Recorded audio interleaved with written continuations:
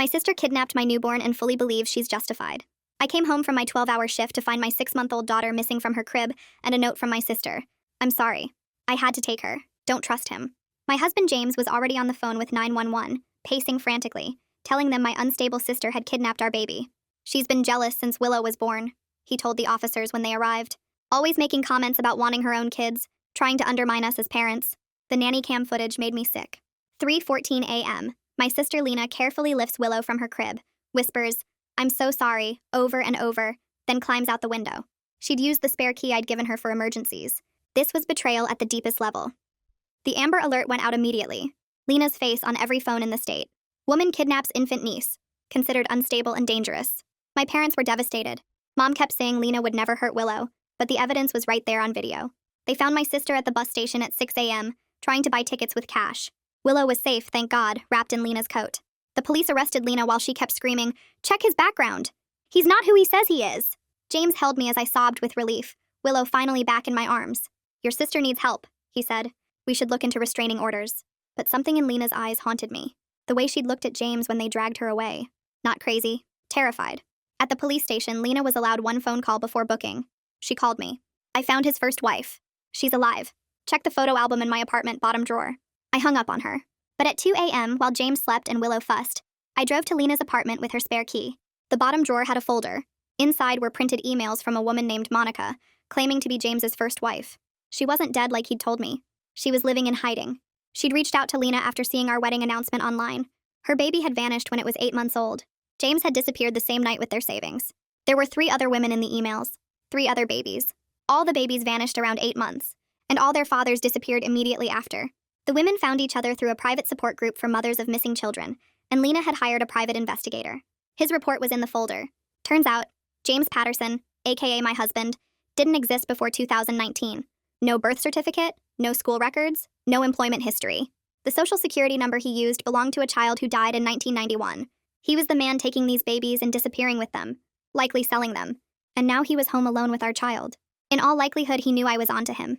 He'd probably taken our baby and ran off to sell her by now. I went into the bathroom to throw up and called the police immediately. They arrived at my house within minutes.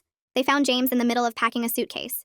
In his car trunk, they found new identity documents and 2 plane tickets. 1 adult, 1 infant. The flight was 3 hours away. "Your sister saved Willow's life," the agent told me. "Or at least saved her from being sold." The Amber Alert meant he couldn't move.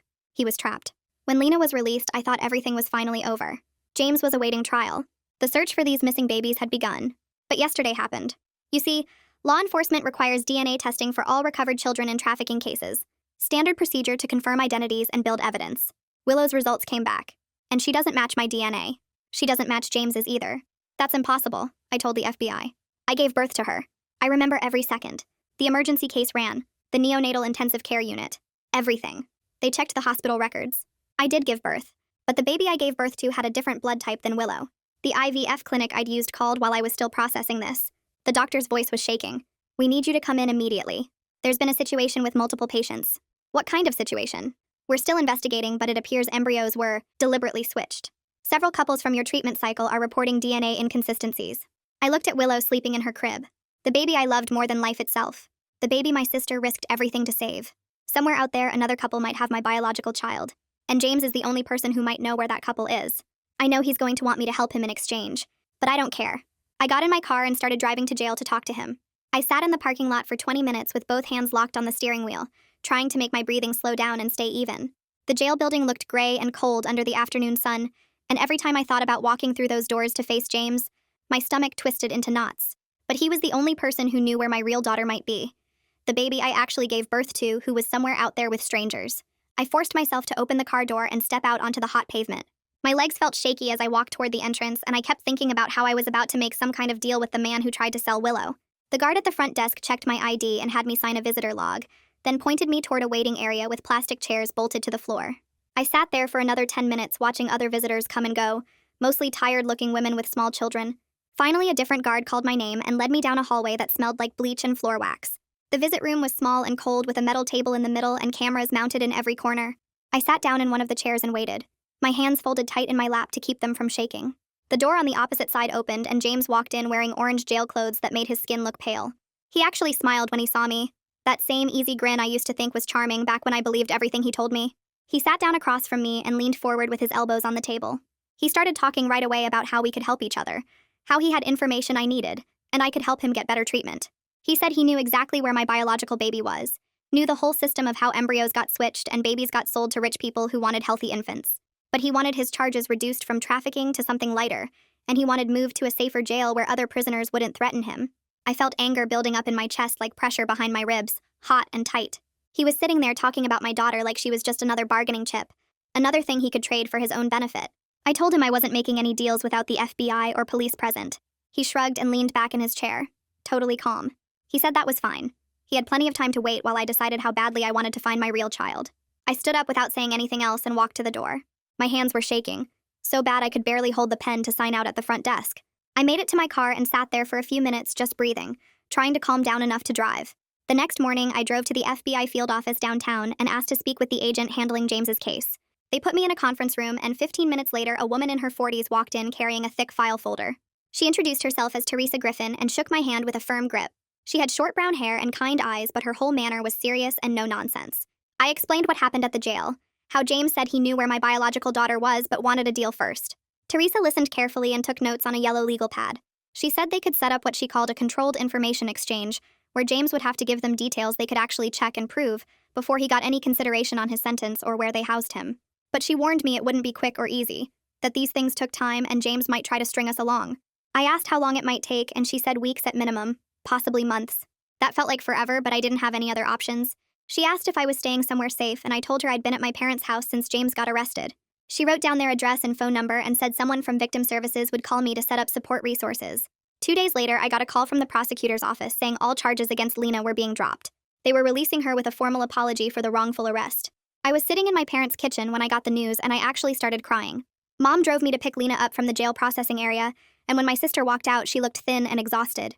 We hugged in the parking lot, and she held onto me so tight I could barely breathe. Back at my parents' house, we sat in the backyard while Lena cried, and I tried to find words that felt big enough. I told her I was sorry for not believing her.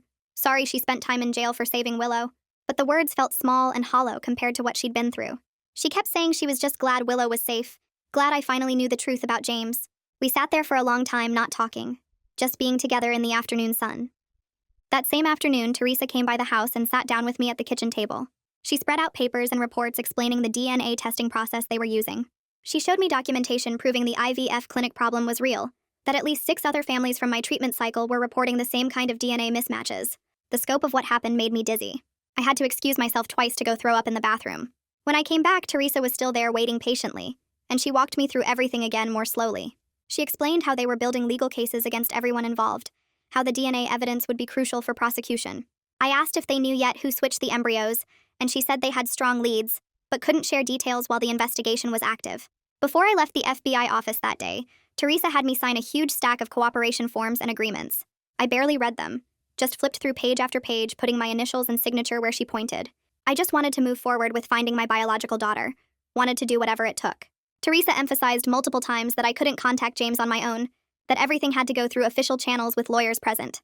I agreed to all of it, feeling like I was signing away pieces of myself but knowing I didn't have a choice. The next day, my phone rang with a number I didn't recognize. When I answered, a woman's voice said she was Martina Mercier, the director of the IVF clinic.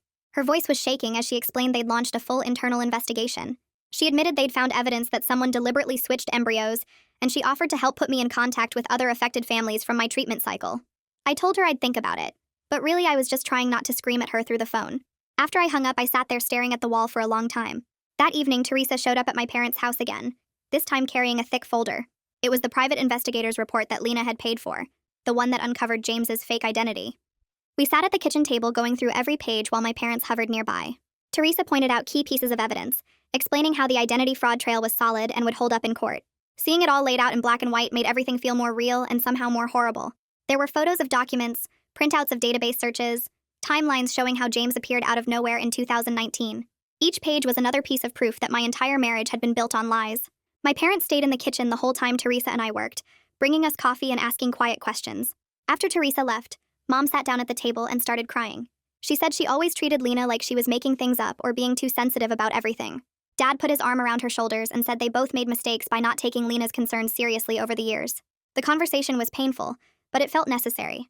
like finally draining an infected wound that had been festering too long. We talked for hours that night about family patterns and old hurts, about how we needed to do better going forward. It didn't fix everything, but it was a start. 3 days after James's arrest, a woman from CPS knocked on my parents' front door around 10 in the morning. She introduced herself as a caseworker and explained that welfare checks were required protocol for any child involved in a trafficking investigation. I led her upstairs to the room where Willow slept, watching as she inspected the crib setup and checked the window locks. She asked detailed questions about my work schedule at the hospital, who watched Willow during my shifts, what my backup childcare plans were. I answered everything as calmly as I could while Willow played on the floor between us. The caseworker took photos of the sleeping area and made notes on her tablet. She said Willow could stay with me, but there would be regular supervision visits every 2 weeks until the case closed. It felt both reassuring that someone was checking on us and invasive that my entire life was now under examination. The following week, Teresa picked me up and drove me back to the county jail for a controlled meeting with James. We sat across from him in the same visiting room where I'd confronted him before, but this time Teresa was right beside me taking notes. James looked different, cleaner somehow, like he'd been using the time inside to polish his appearance. He spoke carefully, choosing each word with precision, explaining how these arrangements worked in the fertility industry. He hinted that someone at the clinic had been groomed over time, paid incrementally to swap specific embryos for wealthy buyers who wanted guaranteed healthy infants. The way he discussed it made my stomach turn, like he was describing a business transaction instead of stolen children. He kept his voice calm and professional throughout, never raising it or showing emotion. I gripped the edge of the metal table and tried to keep my face neutral. James leaned back in his plastic chair and folded his hands on the table. He said he'd provide the employee's name and all the contact information for the buyer network, but only if the district attorney reduced his charges from trafficking to fraud. He also wanted a transfer to a facility with better security, because other inmates had been threatening him since word got out about his crimes involving children. He claimed someone had cornered him in the shower area and another inmate had thrown food at him in the cafeteria. Teresa's face stayed completely neutral, but I saw her jaw muscles tighten. She wrote something in her notebook without looking up. James waited for a response, but Teresa just kept writing. Finally, she told him any deal would need to go through proper channels and we'd be in touch. We left without giving him anything.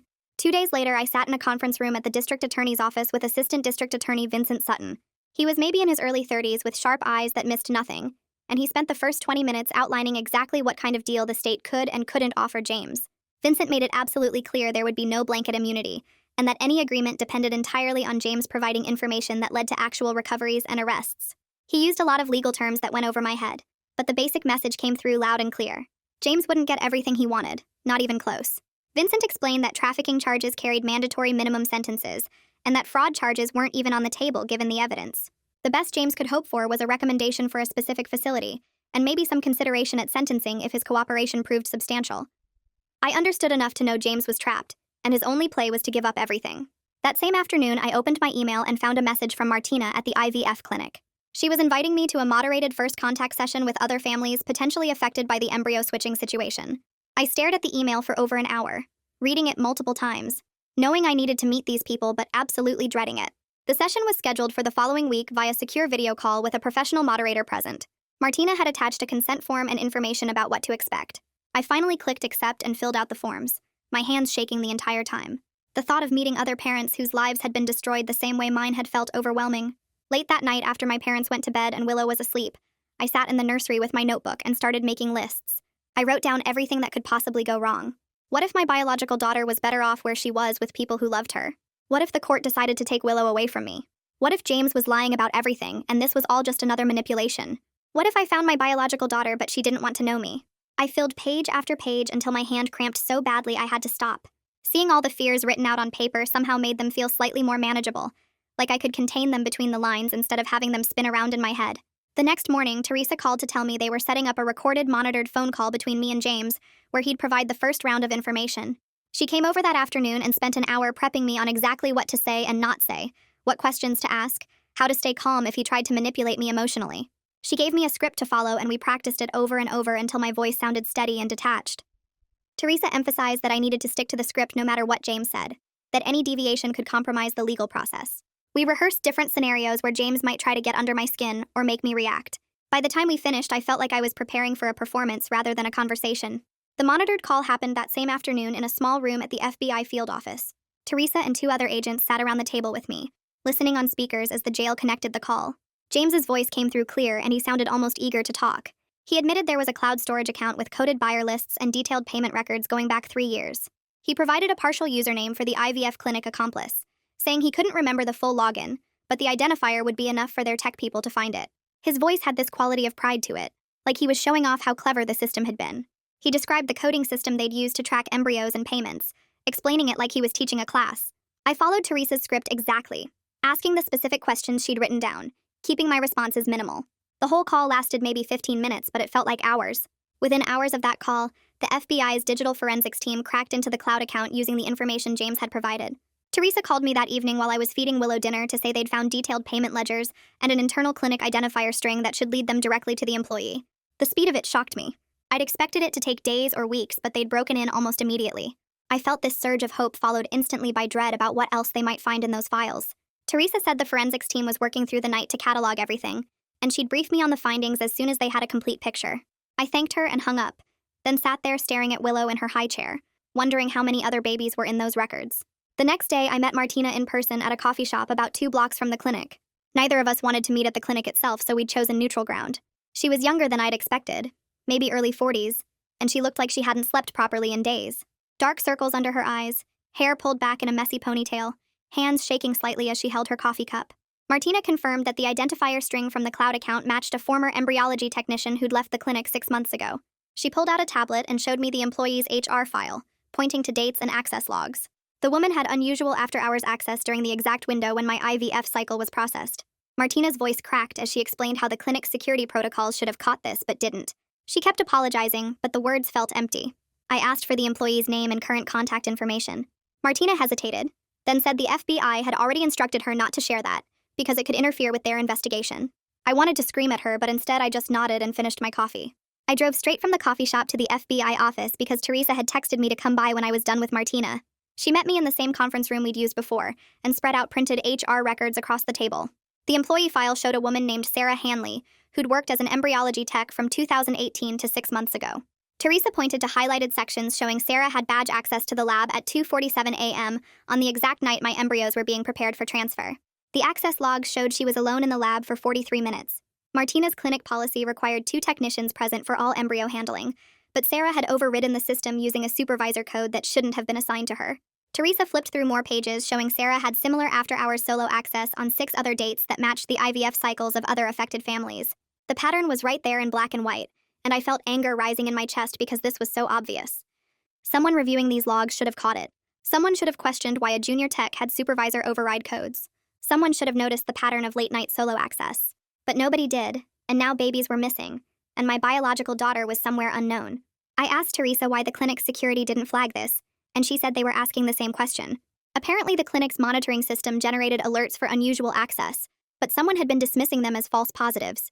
They were investigating whether that person was involved or just incompetent. A week after my first jail visit with James, I met Vincent at the prosecutor's office downtown.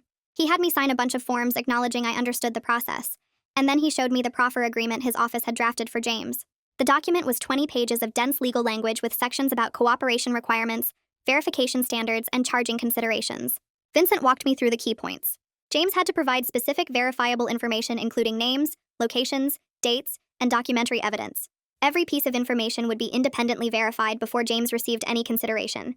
If James lied or provided false information, the agreement was void, and he'd face the maximum charges. The deal offered potential reduction from trafficking charges to fraud and conspiracy charges, which meant less prison time, but still substantial. Vincent said this structure protected us from James stringing us along with partial truths or false leads. James couldn't just hint at information and expect benefits. He had to deliver actual results that led to recovered children and arrested criminals.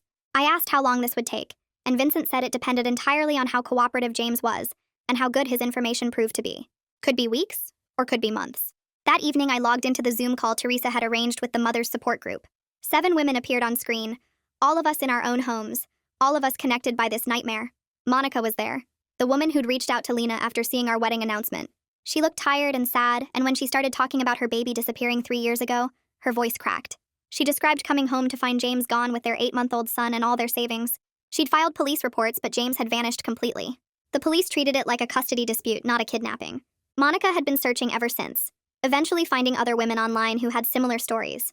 3 other women shared their experiences, and the pattern was impossible to ignore. All of them had met men who used different names but similar backgrounds. All of them had babies who vanished around 8 months old.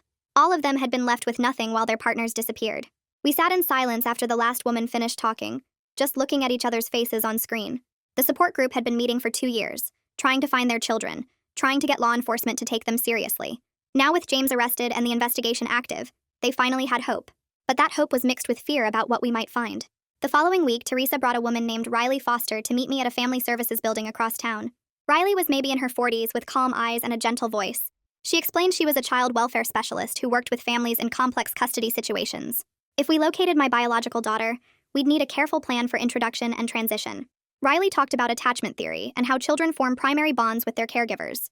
She explained that even though my biological daughter might be living with another family due to the embryo switch, she would have formed attachments to those caregivers. We couldn't just remove her suddenly without causing serious trauma. Riley described a process of gradual introduction, where I'd start with supervised visits, then build up to longer periods together, letting the child adjust slowly. She talked about trauma-informed care and the importance of maintaining stability and routine. I took notes even though my hands were shaking because this was real. We were planning for finding my daughter. Riley said the process could take months or even years depending on the child's age and how bonded she was to her current family. She warned me that some transitions never result in full custody change because courts prioritize the child's well-being over biological relationships. 2 days later, Teresa called and asked me to come to the FBI office to review an interrogation transcript. She handed me a thick folder containing the printed transcript of Sarah Hanley's first interview with federal agents. I read through page after page of Sarah denying everything. She claimed she didn't know anything about embryo switching. She said her after-hours access was for legitimate work catching up on documentation. She insisted she'd never taken money from anyone. But then on page 47, an agent asked her about a specific date in March 2021, and Sarah said she wasn't even working that weekend. The agent pointed out that her badge access showed she was in the lab at 3 a.m. that Saturday. Sarah tried to backtrack, saying she must have misremembered, but the damage was done. She'd just proved she was lying about her access patterns. Teresa explained this slip gave them probable cause to get warrants for Sarah's financial records, phone records, and personal devices. Reading the transcript felt strange, like watching a crime show, except these were real people, and my life was part of the case file. 2 weeks into the investigation, Teresa called me on a Tuesday afternoon while I was at my parents' house with Willow. James had provided the name and location of one of the buyer intermediaries, a man operating out of Arizona. Federal agents had moved fast and recovered a missing child who'd been living with a family who thought they'd done a legal private adoption. The child was safe and being reunited with her biological mother. Teresa said this was a huge breakthrough because it validated James's information and gave them leverage to pressure other intermediaries. I felt this wave of relief that a child was safe, but it was immediately followed by guilt. Why wasn't it my child? Why were other families getting reunited while I still had no idea where my biological daughter was? Teresa must have heard something in my voice because she reminded me that every recovery brought them closer to finding all the missing children. The investigation was moving forward and James was cooperating because he wanted that reduced sentence. Later that same day, Teresa came to my parents' house to talk to me in person. She sat across from me at the kitchen table and said something I needed to understand. Recovering a child doesn't automatically mean reunification with biological parents. Family courts move slowly because they prioritize children's best interests above everything else. If a child has been living with a family for years and has bonded with them, a judge might decide that removing the child would cause more harm than leaving them in place. The legal process could take months or years. Some children might never be returned to their biological parents if the court determines they're better off staying where they are. Teresa's honesty hurt, but I needed to hear it. She wasn't trying to crush my hope. She was preparing me for reality. The legal system wasn't designed for situations like this where embryos were deliberately switched, and children were placed with families who had no idea they weren't raising their biological kids. Later that week, Lena came over to my parents' house and asked if she could babysit Willow under the CPS-approved supervision plan. I talked it through with Riley first, who said supervised visits with family members were encouraged as long as CPS signed off. I agreed and watched Lena settle into the rocking chair with Willow in her arms. She whispered to Willow about how much she loved her, how she'd always protect her. I saw something I hadn't fully appreciated before. My sister had risked everything to save this baby. She'd been arrested, jailed, publicly labeled as dangerous and unstable. She'd done all that knowing it might destroy her relationship with our family, and she'd done it anyway because she knew Willow was in danger. The boundaries between us felt different now, less tangled with old resentments and more based on respect. Lena had proven herself in the most extreme way possible, and I was finally seeing her clearly. The next week, Teresa showed me email evidence recovered from the Arizona intermediary's computer. The emails used coded language, but the pattern was obvious once you knew what to look for. References to healthy 8 meant babies around 8 months old. Premium placement meant wealthy buyers willing to pay more. Clean documentation meant forged birth certificates and adoption papers.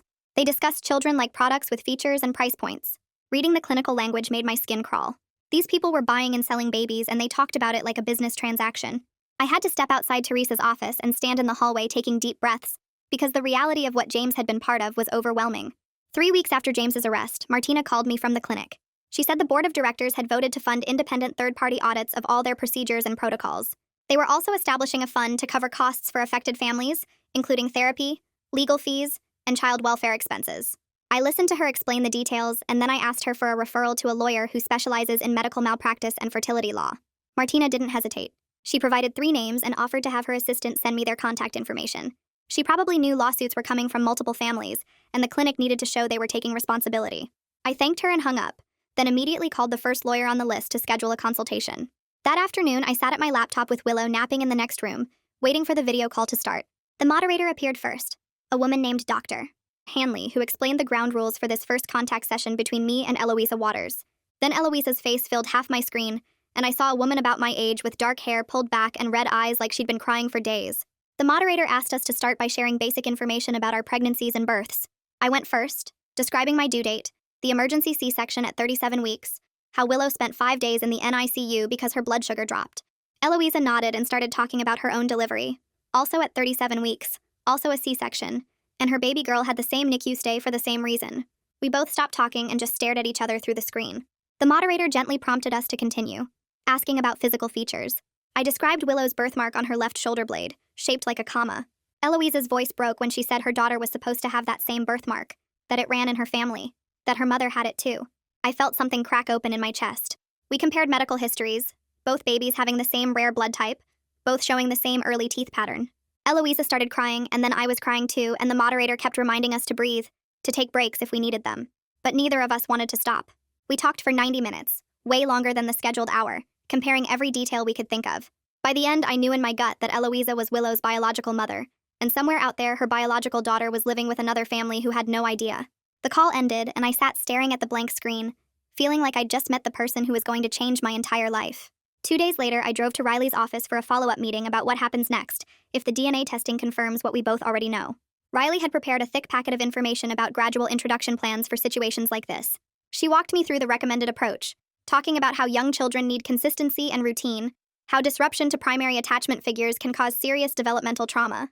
The plan she outlined started with supervised visits where Eloisa would spend a few hours with Willow while I stayed present, then gradually building toward longer visits, overnight stays, and eventually a shared custody arrangement. Riley emphasized that this process typically takes months, sometimes over a year, because the priority is Willow's emotional well-being above everything else. She showed me research studies about attachment and child development, explaining why rushing the process could harm Willow even though everyone involved wants answers quickly.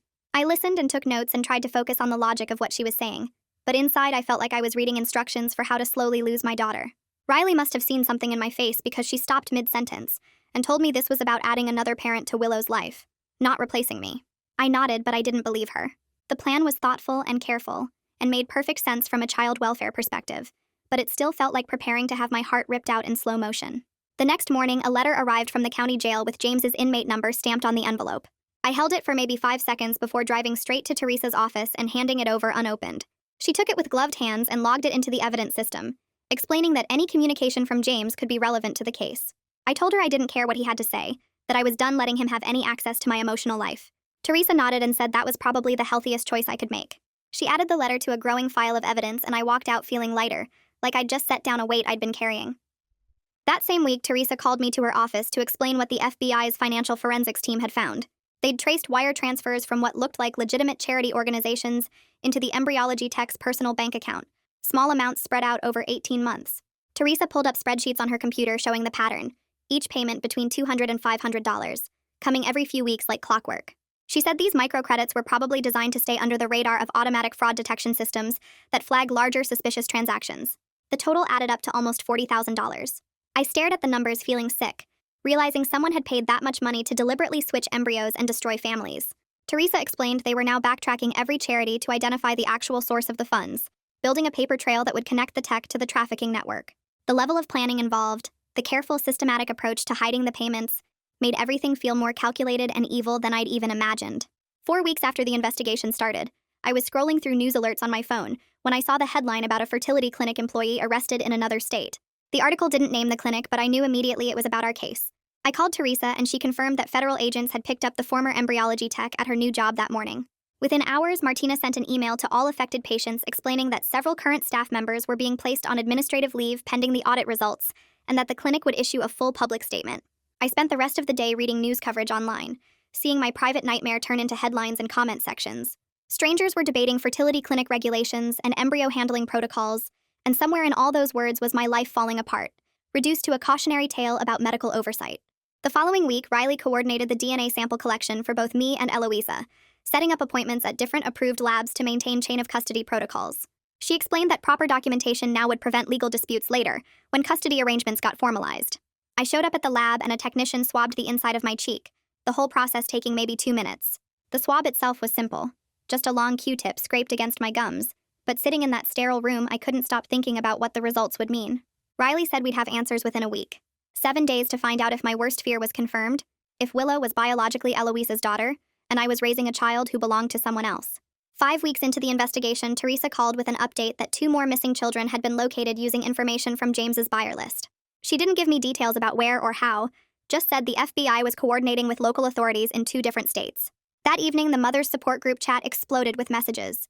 Monica posted that she'd received a credible lead about her son's possible location in the Pacific Northwest, that investigators were following up on a family who'd adopted a boy matching his description and timeline. The chat filled with crying emojis and prayer hands and messages of hope, mixed with fear about what happens if they actually find these kids. I read through everything feeling this weird combination of happiness for the progress and guilt that my situation was moving faster than theirs. Around the same time, Vincent called to explain the deal he'd negotiated with James's legal team.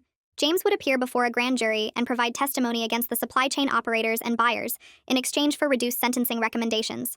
Vincent was careful to emphasize that reduced didn't mean eliminated, that James would still face significant prison time, probably 15 to 20 years minimum. He said this was as good as it gets given how serious the crimes were and how much information James had to trade. I asked if we had any choice in whether the deal happened, and Vincent said technically no, that prosecutorial discretion meant his office made these decisions, but that he wanted me to understand the reasoning. I told him I understood, even though part of me wanted James to rot in prison forever. That night, the support group chat turned into an intense debate about whether plea deals were actually justice or just the system taking shortcuts. Some of the mothers wanted maximum punishment for everyone involved, full trials and life sentences, and no mercy. Others argued that getting children back quickly mattered more than revenge, that plea deals meant faster resolutions and less trauma for the kids. I watched the conversation go back and forth for hours, different women sharing their perspectives, some getting angry, others trying to mediate. I finally typed that I was somewhere in the middle, that I wanted both justice and results, that it shouldn't be an either-or choice. Several people liked my comment, but the debate kept going, everyone processing their pain differently. 6 weeks after Willow's initial DNA test, Teresa called and asked me to come to her office. I knew from her voice what she was going to tell me. I drove there with my hands gripping the steering wheel too tight, walked through the FBI building on autopilot, sat down across from Teresa's desk. She pulled out a folder and opened it and told me the results had come back confirming that Eloisa Waters was Willow's biological mother. The DNA match was definitive. No room for error or doubt. I sat there feeling the room tilt sideways. Everything I'd feared for the past 6 weeks suddenly real and confirmed. Teresa kept talking, explaining next steps and legal procedures and coordination with Riley's office, but her voice sounded far away. I'd known this was coming, had been preparing myself, but somehow I still wasn't ready for the actual moment of hearing it said out loud. Everything I'd feared was true, and no amount of preparation had made it hurt any less. I walked through the FBI building's front entrance the next morning, Willow strapped to my chest in her carrier, and took the elevator to Teresa's floor. Riley was already in the conference room when I arrived, sitting with folders spread across the table and a gentle smile on her face. She stood up to greet me, introduced herself properly since we'd only talked on the phone before, then gestured for me to sit down. Riley explained that she'd been coordinating with Eloisa for the past week, that Eloisa was anxious but willing to follow whatever guidelines Riley recommended. The meeting was scheduled for next Thursday at the Family Services Building, in a room designed specifically for supervised child interactions. Riley would be there the whole time, observing how Willow responded to Eloisa's presence and voice. She handed me a packet of information about attachment theory and what to expect during first contact situations. I took the papers and nodded, trying to focus on her words while Willow squirmed against my chest. Riley said the goal wasn't to force any immediate bond, just to let Willow see Eloisa's face and hear her voice in a safe environment. I asked what I should do if Willow cried or seemed scared, and Riley said to trust my instincts as her primary caregiver. The conversation lasted 40 minutes, and by the end I felt slightly less terrified but still completely unprepared. I left the building and drove home, spent the afternoon playing with Willow on the floor, trying not to think about next Thursday. That night I couldn't sleep, kept rehearsing what I'd say to Eloisa, how I'd act, whether I should smile or stay serious. The next 7 days crawled by with this horrible weight in my chest, knowing the meeting was coming but unable to speed up or slow down time. Teresa called on Monday morning and asked if I could stop by her office that afternoon. I arranged for my mom to watch Willow and drove to the FBI building again, wondering what new information she'd found. Teresa was sitting at her desk with a thick file open in front of her when I walked in. She closed it and looked at me with this expression that was both kind and sad at the same time. She said she needed to prepare me for something, that the investigation into my biological daughter's location was progressing, but would likely take significantly longer than resolving Willow's situation. They had leads, she explained, but nothing confirmed yet. James had provided some information about the trafficking network's structure, but tracking down specific children took time. She said the out-of-state agencies were coordinating, but these cases moved slowly by design to protect the children involved. I sat there listening and nodding like I understood, like I was fine with waiting.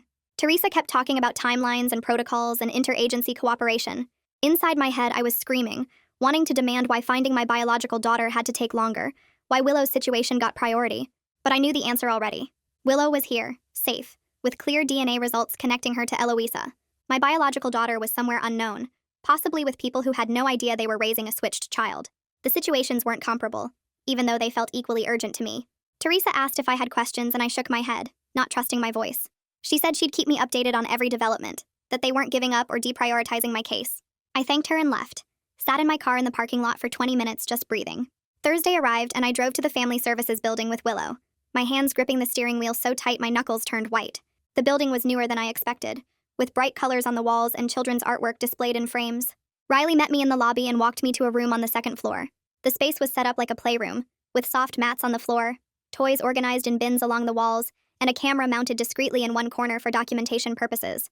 Riley explained the camera was standard protocol, that recordings helped track progress and protect everyone involved. Eloisa was already there, sitting in a chair near the window, and she stood up when we entered. She looked younger than I'd imagined, maybe late 20s, with dark hair pulled back in a ponytail and nervous energy radiating off her. We made eye contact and both tried to smile, these awkward attempts at being normal in a completely abnormal situation. Riley gestured for me to sit on the mat with Willow, and Eloisa sat in a chair about 6 feet away. I unstrapped Willow from her carrier and set her on the mat with some soft blocks nearby. Riley started talking in this calm, measured voice about how we'd proceed, that Eloisa would just sit quietly at first while Willow played. Willow grabbed a block and shook it, making the rattling sound she loved. I said her name and she turned toward my voice immediately, reaching for me the way she always did. Then Eloisa spoke. Just a soft hello, and Willow's head swiveled toward the sound. She stared at Eloisa with this intense curiosity, her little face serious and focused. Eloisa's eyes filled with tears and she covered her mouth with her hand. Riley asked if Eloisa wanted to move a little closer, and Eloisa nodded, sliding down to sit on the floor about 4 feet from us. Willow kept staring, not scared exactly, just studying this new person. I felt this horrible tightness in my chest watching them look at each other, knowing Eloisa was Willow's biological mother, but I was the one Willow knew and trusted. There were no easy answers in this moment, no clear right thing to do or say, just two women who loved the same baby, and a child who didn't understand any of it. After the meeting ended, Riley walked me to my car while Eloisa stayed inside to talk with another caseworker. Riley said the first contact had gone well, that Willow's response was healthy and age-appropriate. She scheduled another meeting for the following week, slightly longer this time. I drove home feeling emotionally exhausted, put Willow down for a nap, then sat at my kitchen table staring at nothing. Later that afternoon, I had a consultation scheduled with a family court attorney that my mom had recommended. The lawyer's office was downtown in a tall building with marble floors and expensive furniture in the waiting room. The attorney was a woman in her 50s named Barbara Hanley, and she had this no-nonsense way of talking that I appreciated. She asked detailed questions about the DNA results, the IVF clinic situation, my relationship with Willow since birth. I answered everything as clearly as I could, showing her the documentation I'd brought. Barbara explained that family courts would apply something called the best interest of the child standard, which meant judges considered multiple factors beyond just biological parentage. Continuity of care mattered significantly, she said, especially for an infant who'd already formed primary attachments. She talked about psychological parent doctrine and how courts tried to minimize disruption to children's established bonds. The legal analysis was complex, with case law precedents and statutory considerations I barely followed. But the basic message came through clearly. Willow would probably stay primarily with me while Eloisa gained gradual involvement in her life. It wouldn't be a sudden custody swap, but rather a carefully managed transition that protected Willow's emotional well-being. Barbara said she couldn't make promises about outcomes, but based on the facts I'd presented, I had a strong position. The relief I felt was immediate and overwhelming, followed instantly by guilt. I was relieved about keeping Willow, which meant I was relieved about limiting Eloisa's time with her biological daughter. The contradictions made my head hurt. 7 weeks after James's arrest, Teresa called with news about my biological daughter. James had provided information during a proffer session about the likely location of the couple who'd received my switched embryo. An out-of-state child welfare agency was now involved, conducting their own investigation without alerting the family yet. Teresa said they needed to verify the information first, make sure James wasn't lying or manipulating the system. She warned me not to get my hopes up until they confirmed everything. The waiting was brutal, knowing my biological daughter might be located, but not being able to do anything. I asked Teresa how long verification would take, and she said probably 2 to 3 weeks minimum. They had to access sealed IVF records from another clinic, cross-reference with state birth certificates, possibly conduct surveillance. I hung up the phone and immediately called Lena, needing to tell someone who would understand. Lena listened while I explained everything, then said she'd come over that evening. We sat in my living room after Willow went to sleep, drinking tea and talking about what it would mean if they actually found my biological daughter. Lena asked if I'd thought about names, about what I'd call her, and I realized I hadn't. She was just my biological daughter in my head, this abstract person I was searching for. Lena said I should start thinking about it, about how I'd introduce myself when the time came. Riley called the following week with a draft of the temporary parenting plan she'd been working on. She emailed me a PDF and we went through it together over the phone. The plan named me as Willow's primary caregiver, with legal custody remaining with me for now. Eloisa would have structured visitations starting with 2 supervised visits per week, each lasting 2 hours. After a month, if things went well, visits would increase to 3 times per week, and could happen at Eloisa's home with a social worker present. The plan included provisions for gradually building toward overnight visits, but not for at least 6 months. Riley explained that the slow progression was designed to protect Willow's attachment security, while giving Eloisa meaningful time to build a relationship with her biological daughter. There were sections about communication protocols, how Eloisa and I would coordinate about Willow's care and medical needs. Reading through it felt surreal, seeing my life with Willow reduced to legal clauses and visitation schedules. But I also felt grateful that someone was thinking carefully about how to handle this impossible situation. I signed the document electronically that afternoon, my hand shaking as I typed my name. The plan would go to a judge for approval, Riley said, but that was mostly a formality given the circumstances. I felt both grateful for the structure and heartbroken that we needed it. 8 weeks after everything started, Lena and I sat in a therapist's office for our first joint session. The therapist was a woman named Dr. Wooten, who specialized in family trauma and conflict resolution. She had us sit in comfortable chairs facing each other, with her positioned slightly to the side. Dr. Wooten started by asking us each to describe our relationship before the kidnapping crisis, and Lena went first. She talked about how our parents always treated her like she was overreacting to things, how they'd dismiss her concerns and make her feel crazy. Lena said she'd spent years trying to get them to take her seriously about anything, and by the time she discovered the truth about James, she knew they wouldn't believe her. She looked at me and said I'd been part of that pattern too, that I'd sided with our parents more often than I'd defended her.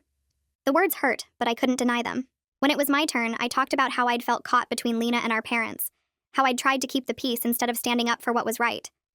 I admitted I'd failed her in a lot of ways, that I'd let our parents' judgment of her become my judgment too.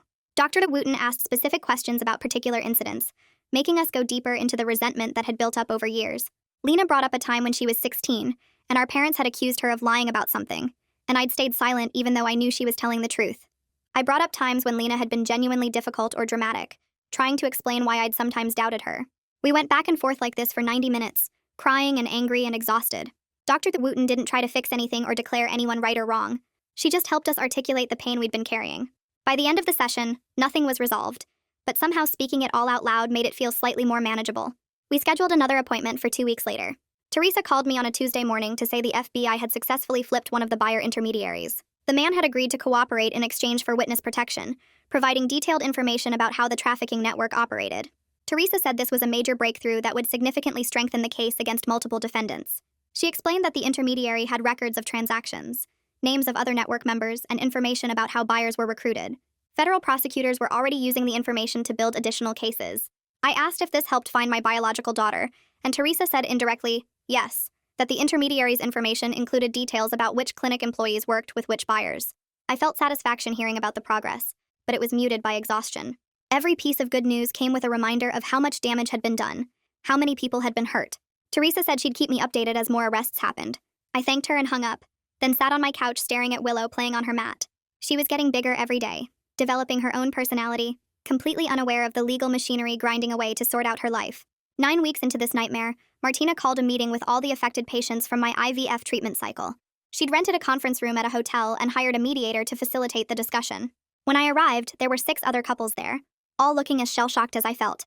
Martina stood at the front of the room and announced that the clinic was establishing a civil settlement fund to cover therapy costs, legal fees, and child welfare expenses for everyone affected by the embryo switching. She said they were taking full responsibility for the breach in protocols that had allowed this to happen. The mediator explained how the fund would work, what expenses would be covered, how we'd submit claims. I listened but felt increasingly skeptical about whether the clinic's self-determined compensation would be adequate. After the meeting, I called the attorney my mom had recommended and asked about retaining separate representation for a potential lawsuit. Barbara said I definitely had grounds for a substantial civil case, that the clinic's negligence was clear, and the damages were significant. She explained that accepting the settlement fund wouldn't necessarily prevent me from pursuing additional legal action, but I should document everything carefully.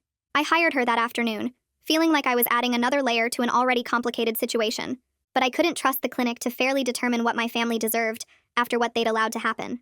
I spent the entire weekend at my kitchen table drafting an impact statement for the prosecutor to use at James's bail hearings and eventual sentencing. Vincent had sent me a template and some guidelines about what to include. I started by describing what my life was like before I found out the truth. The shock of discovering James wasn't who he claimed to be.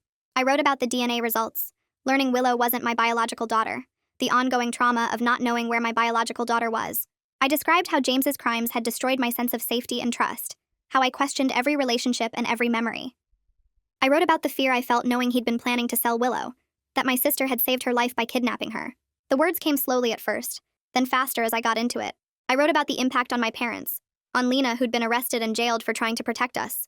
I wrote about Eloisa and the impossible situation we were navigating together, both of us victims of the same system. The statement ended up being 4 pages long, single-spaced, every sentence packed with specific details about how James's actions had affected my life. Writing it out was brutal, forcing me to confront everything that had happened and articulate it clearly. But it was also empowering in a weird way. This was my voice in the legal process, my chance to make sure the judge understood exactly what James had done. I printed 3 copies, signed each one, and mailed them to Vincent's office on Monday morning. 10 weeks after the investigation began, Riley called while I was feeding Willow breakfast. She said they located a child matching my biological daughter's profile and timeline at an out-of-state welfare agency. They were sending preliminary photos through secure channels within the hour. My hands shook so badly I had to put down the spoon and grip the edge of the kitchen table. I thanked Riley and hung up, then sat there staring at my phone like it might explode. The photos arrived 43 minutes later via encrypted email. I opened the attachment on my laptop and stared at a little girl with my mother's nose and my dark curly hair, the same widow's peak I had as a kid. The medical records attached showed she had the same rare blood marker that runs in my family, the one that only shows up in about 2% of the population. I knew in my bones this was my biological daughter, but I also knew we were still far from bringing her home. The legal coordination alone would take months, maybe longer. 11 weeks in, Vincent called to tell me James was trying to retract his cooperation, unless they moved him to a different facility immediately. He claimed other inmates were threatening him because word got out about his crimes involving children. Vincent held firm on the original agreement but said he was negotiating with the jail administration for better safety measures. When I called Teresa in a panic, she told me this kind of manipulation was typical, and I shouldn't worry. James was just testing boundaries to see if he could squeeze more concessions out of the system. She said Vincent knew what he was doing and the deal would hold. I wanted to believe her but spent the rest of that day feeling sick to my stomach. The next week, Eloisa came for her second visit with Willow. This time went more smoothly than the first. Willow recognized her scent when Eloisa picked her up and reached for her hair, wrapping her tiny fingers around the dark strands. I stepped back and let them have space together in the playroom, watching through the doorway as Eloisa sang softly, and Willow studied her face. When Willow started fussing 15 minutes later, I came back in and she reached for me immediately. Afterward, Riley sat down with both of us to talk about how we were managing the shared stewardship that was starting to develop. She used that exact word, stewardship, like we were both caretakers of something precious that didn't fully belong to either of us. 3 months after James's arrest, the grand jury returned formal indictments that expanded the charges way beyond what I expected. The list included conspiracy counts against the clinic tech, multiple buyer intermediaries, and several shell company operators who helped move money and falsify documents. Reading through the indictment felt like watching dominoes fall, each name representing another piece of the network that had stolen children and destroyed families. Vincent sent me a copy of the full document, 37 pages of legal language that basically said a lot of people were going down for this. The DNA results for the out-of-state child came back 2 weeks later, confirming she was my biological daughter. Her name was currently Sophie, and she was raised by a couple who had done IVF at a different clinic and had no idea they were raising a switched child. Court coordination began immediately to figure out how to handle notification and transition. Riley explained that the approach had to be careful because this couple had no involvement in the crime and believed Sophie was their biological daughter. The judge assigned to the case would have to balance everyone's rights while prioritizing Sophie's well-being. Riley worked with the out-of-state welfare agency to draft a travel plan for supervised introductions between me and Sophie. The approach would be slow and trauma-informed, prioritizing Sophie's attachment to her current caregivers while beginning to build connection with me. I would fly out next month for the first meeting in a neutral location with both families present and a child psychologist observing. The plan outlined a timeline stretching over at least 6 months before any custody decisions would be made. 4 months after everything started, James entered a formal plea agreement that was contingent on his full cooperation in debriefing sessions and testimony at trial. Vincent called to explain that the deal reduced James's potential sentence significantly, but guaranteed he would still serve substantial time. It wasn't perfect justice, but it was real accountability. The alternative was going to trial and risking an acquittal on some charges, which could mean James getting out sooner. Teresa shared a summary of James's proffer sessions the following week, sitting across from me at a coffee shop and walking me through the highlights. The sessions included names of buyers, descriptions of trafficking routes through 3 different states, and anonymized profiles of wealthy clients who purchased children through the network. Law enforcement agencies in multiple states were planning coordinated operations to arrest buyers and recover more missing children. The scope of what James helped expose was staggering. Teresa said they estimated at least 20 children were trafficked through this particular network over the past 5 years. 5 months after the initial crisis, we had a family court hearing where a judge reviewed and ratified the temporary parenting plan for Willow. The judge was a woman in her 60s who listened carefully to Riley's recommendations and reviewed all the documentation before making her decision. She acknowledged Eloise's legal rights as biological mother, while recognizing my role as Willow's primary attachment figure. The judge said the plan balanced everyone's interests appropriately and would be reviewed again in 6 months. It was validation, but it also felt strange having our family situation broken down and analyzed in legal terms, like we were specimens under a microscope instead of real people trying to do right by a child we both loved. 2 weeks later, I boarded a plane heading west with Riley sitting beside me to help manage the first supervised visit with Sophie. The flight felt endless even though it was only 3 hours, and I kept checking my phone for photos the out-of-state agency had sent. Sophie had my dark curly hair and my mother's nose, but her eyes were different, lighter than mine, maybe from her father's side of my biological family. Riley reminded me 3 times during the flight to let Sophie control the pace of interaction and not to expect immediate bonding. The meeting was scheduled at a neutral child services building with Sophie's current caregivers present and a child psychologist observing everything. When we arrived at the building, my hands were shaking, so badly I could barely sign in at the front desk. The room they led us to had soft lighting and toys scattered across a play mat, and then Sophie walked in holding her caregiver's hand. She was beautiful and shy, wearing a yellow dress with flowers on it, and she immediately pressed herself against the woman's leg when she saw me and Riley. The caregiver introduced herself as Barbara and explained that Sophie had been told a nice lady was coming to visit, but they kept the explanation simple given her age. I sat down on the floor near the toys like Riley had coached me to do, keeping my distance and letting Sophie decide if she wanted to approach. Sophie watched me for maybe 5 minutes, just staring with those light eyes, and then she toddled over to grab a stuffed elephant near my knee. I smiled at her but didn't reach out, just commented on how cute the elephant was. She clutched it and backed away to Barbara again. The whole visit lasted 45 minutes, and Sophie came close to me maybe 4 times total, always returning to Barbara's arms when she felt uncertain. By the end, I was crying quietly while trying to hide it, and Riley squeezed my shoulder as we prepared to leave. Barbara was kind, saying Sophie did really well for a first meeting, but I felt like I'd just met a stranger who happened to share my DNA. The flight home was worse than the flight there because now I knew exactly what I was dealing with. Back home 3 days later, Eloisa came over in the evening after Willow was asleep, and we sat at my kitchen table with blank paper and pens between us. We'd both agreed through our lawyers that we needed a written agreement about how we'd handle communication and visits and decisions about Willow's care going forward. The legal custody arrangement was clear, but we wanted something more personal that spelled out our actual day-to-day relationship. Eloisa started by suggesting we outline basic communication norms, like responding to texts within 24 hours, unless there was an emergency, and I wrote that down. Then I added that major medical decisions should involve both of us, and she nodded and added educational choices too. We cried while writing some of it, especially the part about how we'd explain things to Willow as she got older, but we also laughed at unexpected moments. Eloisa made a joke about how we were basically writing a co-parenting agreement without ever having dated, and I laughed so hard I snorted. We worked for 3 hours, stopping twice to make tea and once to just sit in silence when the emotions got too heavy. The final document was 4 pages long and covered everything from holiday schedules to how we'd introduce each other to Willow verbally as she developed language. It wasn't legally binding, but we both signed it anyway and made copies. Eloisa hugged me before she left, and it felt strange but also right. 6 months after everything started, I sat in a conference room at the IVF clinic for a civil mediation session. Martina was there with 3 lawyers from the clinic's legal team, and I had my own attorney beside me. The mediator was a woman in her 50s who explained we were here to discuss restitution categories without admitting fault for litigation purposes.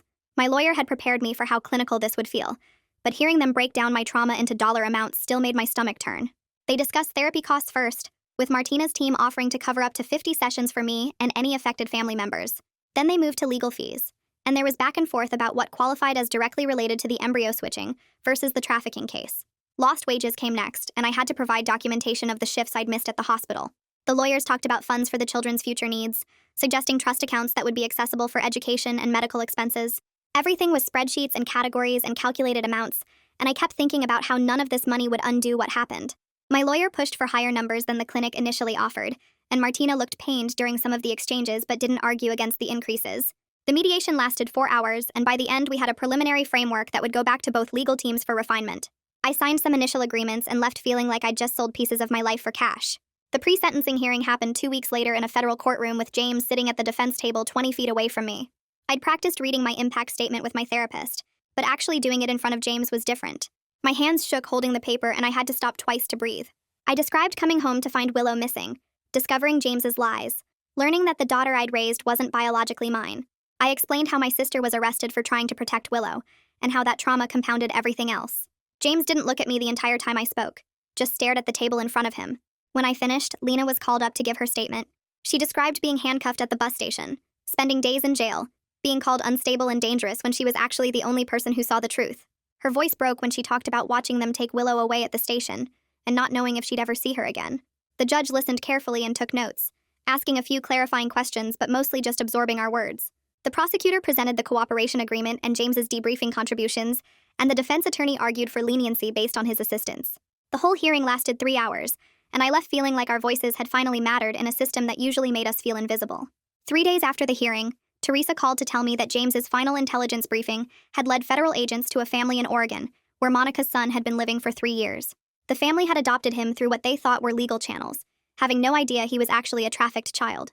Monica sent a message to the support group chat that just said she never thought she'd see him again, followed by about 30 crying emojis. The group chat exploded with messages of celebration and relief, everyone typing over each other about how this was proof that the investigation was actually working.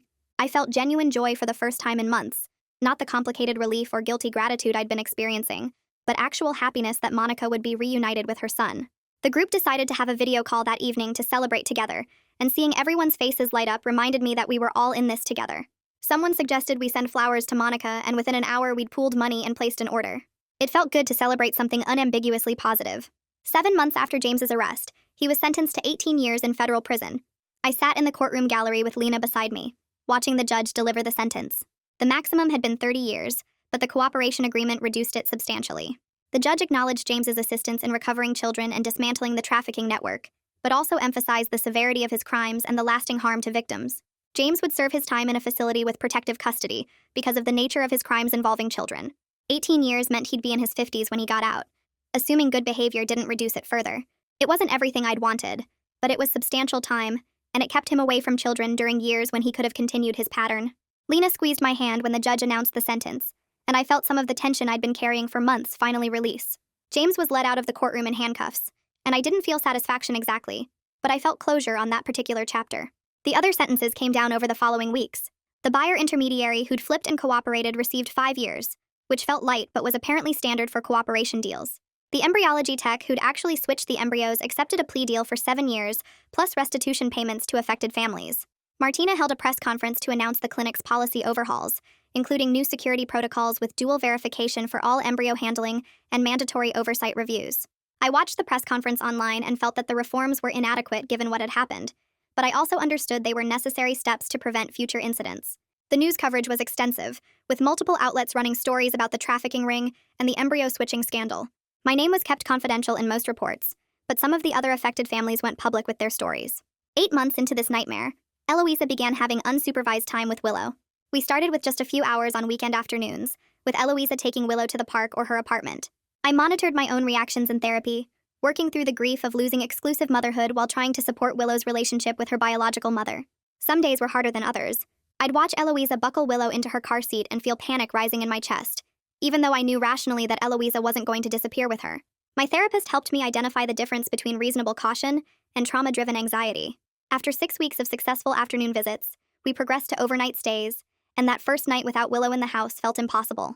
I checked my phone every hour and barely slept, but Eloisa sent photos and updates, and when I picked Willow up the next morning, she was happy and healthy. The overnights gradually became routine. 9 months after everything began, Eloisa and I met with both our attorneys and Riley to formalize a permanent parenting plan.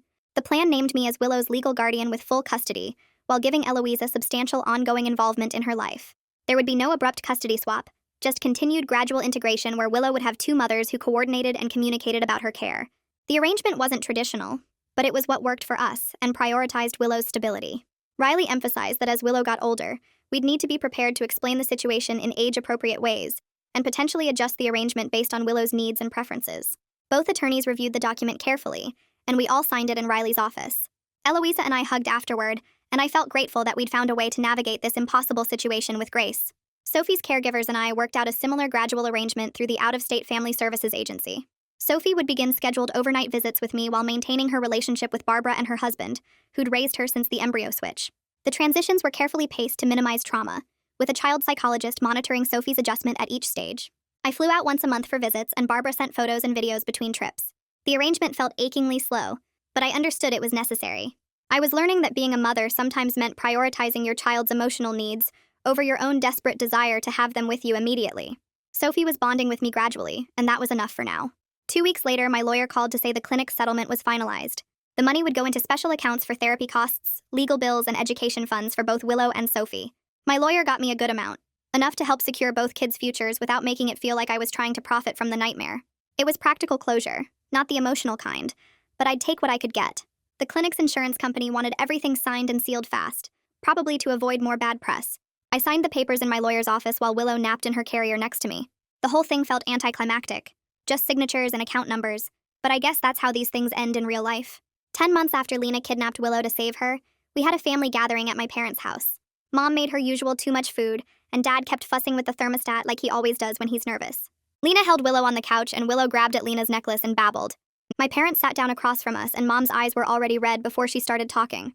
She said she was sorry for treating Lena like she was always making things up, sorry for not listening when it mattered. Dad nodded and added that they'd been wrong to dismiss her concerns over the years. No conditions, no excuses, just real apologies. We talked for over an hour about communication and respect, about how things needed to be different going forward.